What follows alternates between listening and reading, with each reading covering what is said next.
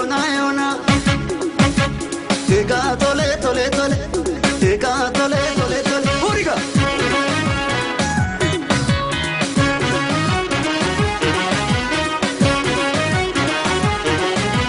jole kallo muti kanisa bareda kenna gamachisa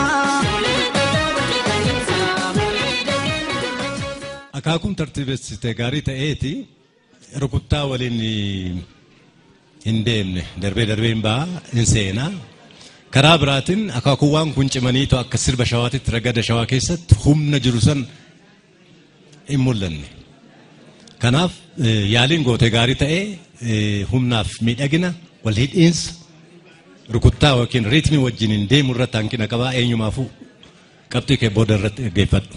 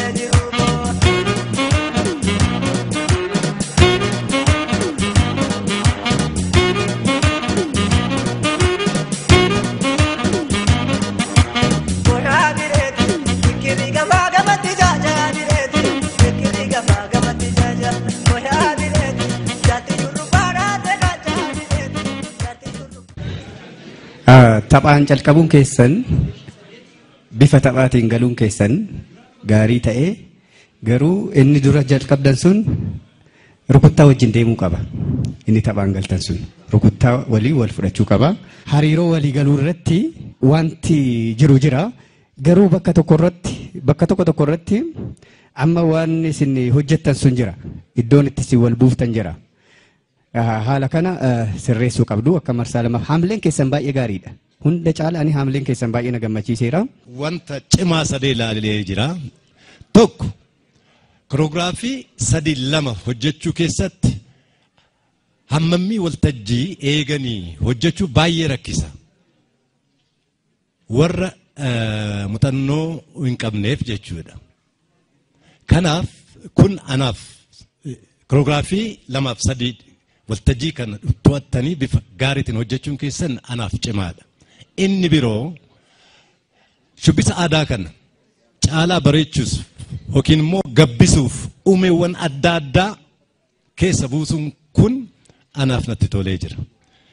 Inni biroo shubbisa garee keessatti sooloo baasuu yookiin immoo dhuunfaadhaan haguuggamee ba'uunsaa anaaf cimaadha. Akka waliigalaatitti ciminni anaaf gaarii ta'ee mul'ata. Eenyumaafuu qabxii keessan booda irratti eegaa.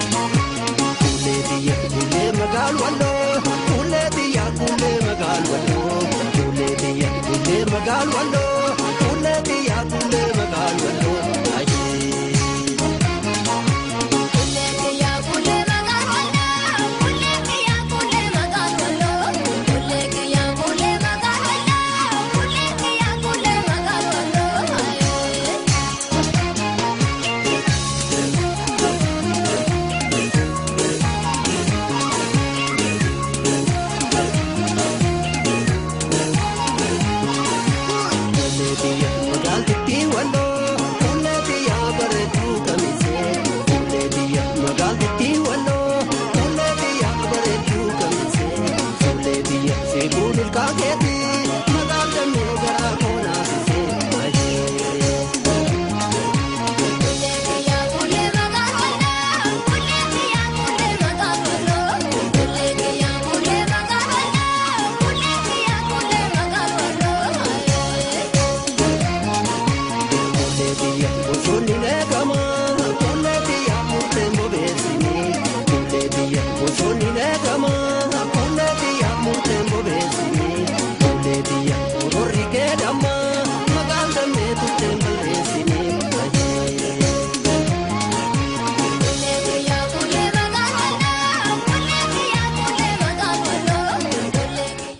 aadaa gareedhaan dhiyaate irratti akka waliigalaatti guutummaa guututti itti fayyadama waltajjii haalaan mul'ateeran jedha.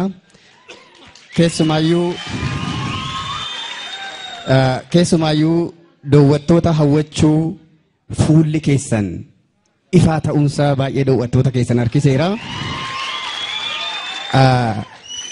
Akaakuu shubbisaa kan kaleessa jechaa turre jijjiiruu irratti cimina jira. Rukuttaa keessaa otoo hin bahin haalli faayyaa uffannaa keessanii anaan na gammachiisee jira. Keessattuu koreograafii yookiin immoo fayyadama waltajjii hojjetan keessatti inni isaa baay'een cimaa ta'e xinnoo hirrinaan mul'atu maali sarara duraa irratti baay'ee yeroo fixxu.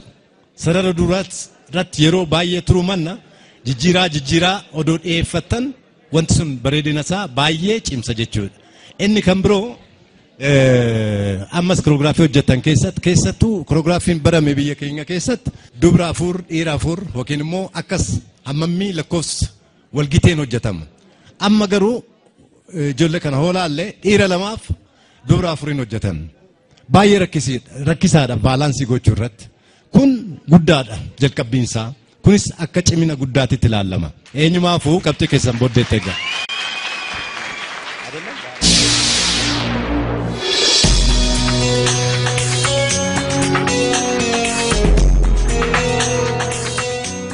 Magandame, lavos magandame, janes magandame, yamagal. Bareeduudha weeharawa lubbuun siif naannawa asxoofnaan naaftaata dawa kaleessaan abduu silaale dammaaqnaan maalaan wallaale malee jaalalle bareeduudha weeharawa lubbuun siif naannawa asxoofnaan naaftaata dawa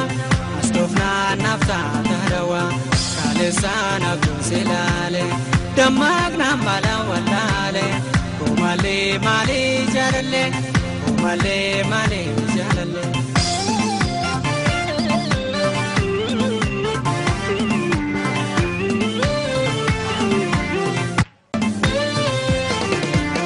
bareeduun faaya uumamaa qabeenyi kan goonaasuma bareeduun faaya uumamaati jaalatti biyya nama baaste bareeduun faaya uumamaa qabeenyi kan goonaasuma bareeduun faaya uumamaati jaalatti biyya nama baaste. Waan hundumaa yennaa hojjennu hammammii isaa hin eegnu yoo ta'e miidhagina hin qabu. Fakkeenyaaf gateettii kee gara cinaatti yennaa rukuttu akka malee gadi buuta.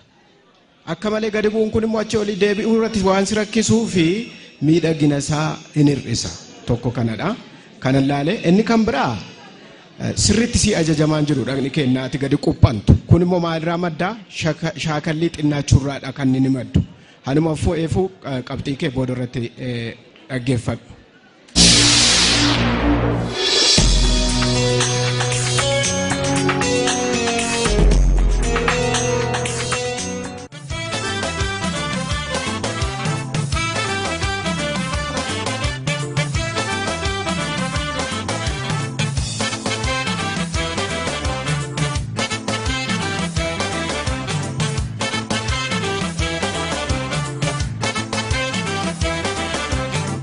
Kololanito, kololanisa, bilikiseto, yamaratuto, numarate walisa. Kololanito, kololanisa, bilikiseto, yamaratuto, numarate walisa. Kololanisa, bilikiseto, yamaratuto, nugadae walisa. Kololanito, kololanisa, bilikiseto. Kololanito, manakakayong koduri. Kololanito, hindi gurguda sibila. Kololanito, anong kalake si waya. Kololanito, namnatin bekne si mida. Kololanito, faranjiriki chadige. Kololanito, rminya tufo nindangko. Kololanito, ijolumana ni si jale. Kololanito, si mararugi ni mangko. Kololanito, kololanisa, bilikiseto, yakonkoneto, numarate walisa. Kololanito, kololanisa, bilikiseto, yamaratuto, numarate walisa.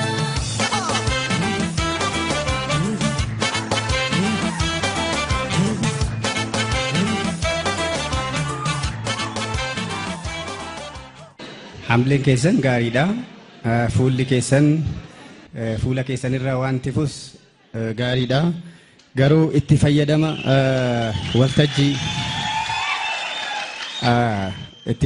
waltajjii irratti wanti lakkoofsaan taa'u jira akka waltajjii itti fayyadamuu irra keessatti. Wanti adda godhu maalinni akkuma sila jenne itti fayyadama waltajjii uummata keessatti sirbamuu fi isteejii irratti eegii bahamee booda garaagarummaa qaba. Isteejiin gara aartiitti jijjiirameera jechuudha. Amma bifa aartiitiin kan madaalamu. Akka aadaatti qaama ajajuu irratti biti amma rakkinni. Qaama ajajuu irratti waliin morma keessanii olitti isa miti inni rakkina miti. Kun itti fayyadamni waltajjii immoo gahee guddaa qaba. Akka gareetti jechuudha. Garee keessatti miidhagsa. Kan biraa rukuttaa eeguu irratti iddoon ariitiidhaan keessaa baatan jirtu. Miiraan waan keessa waan galtaniif muuziqaa innaa dhaggeeffattan gurra keessanii nama iddoo innuu sin gaggeessa. Innuu haala isin agarsiisa. Iddoon itti jijjiirtan sun iddoo qabaachuu qaba jechuudha.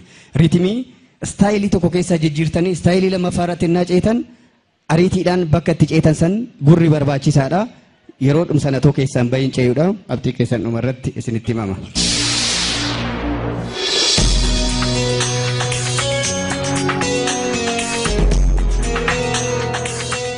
Calallii kutaa shanaffaa gama sagaleetiin hanga ammaatti godhame keessa lakkoofsi 17 masiinqoo calallii lammaffaatti darbeera.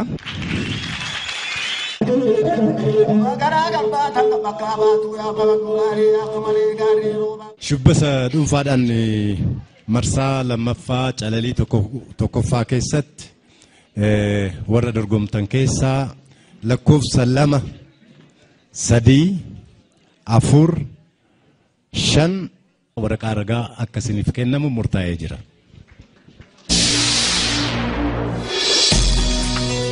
Dorgommii shubbisa gareetiin gara marsaa lammaffaa taanceeyu lakkoofsa 1-10 yommuu ta'u